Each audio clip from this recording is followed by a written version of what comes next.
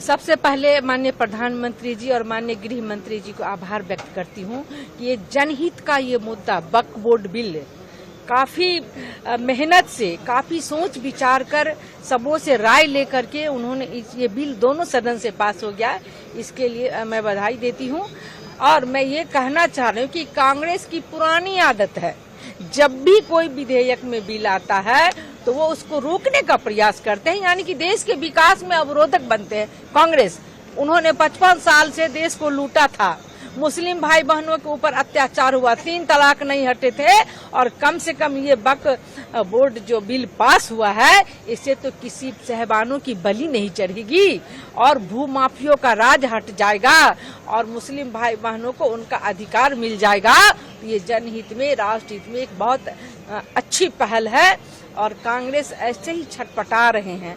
उनका सत्ता खिसकने वाला है, उनका जन आधार बिल्कुल खत्म हो चुका है।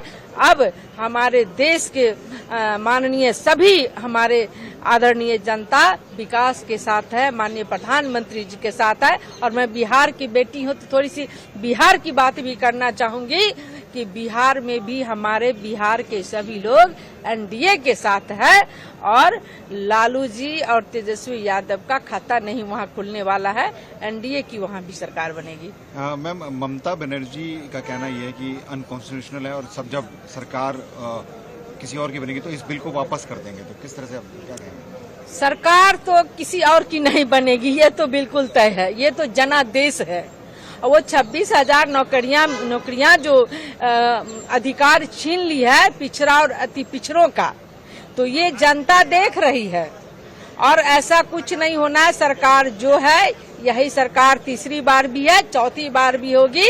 और ममता दीदी जो भ्रष्टाचार की है ना, ये घोटाला की है, तो इसका जवाब चुनाव में मिल जाएगा। अब कुछ ही दिन बाकी है चुनाव में, उनका सत्ता बंगाल से जा रहा है। मैम, आखिरी सवाल, जिस तरह से इस बिल को लेके जेडीयू पे सवाल खड़े किए अपोजिशन ने, साथ ही बाकी और दूसरे नेताओं पे, जो इस बिल को सपोर्ट कर रहे थे, उस पर क्या कहेंगे आपके? वो कह रहे थे कि अब उनको जनता सबक सिखाएगी।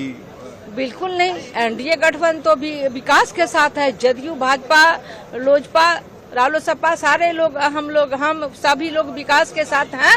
तो जो हम 5 पांडव मिलकर राजनीति करते हैं, देश चला रहे हैं, तो आपने देखा होगा कि 5 पांडव ने कौरवों का क्या हश्र हुआ था, तो वही होना तय है। वो कांग्रेस हो या ममता बनर्जी हो या अखिलेश यादव जी हो, सबका सत्ता छीन रहा, घबरा गए हैं, परेशान है, हताश है, निराश है, इसीलिए इस तरह की बातें करते हैं कि मैं फिर से बिल लाऊंगा।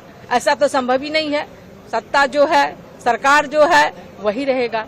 धन्यवाद।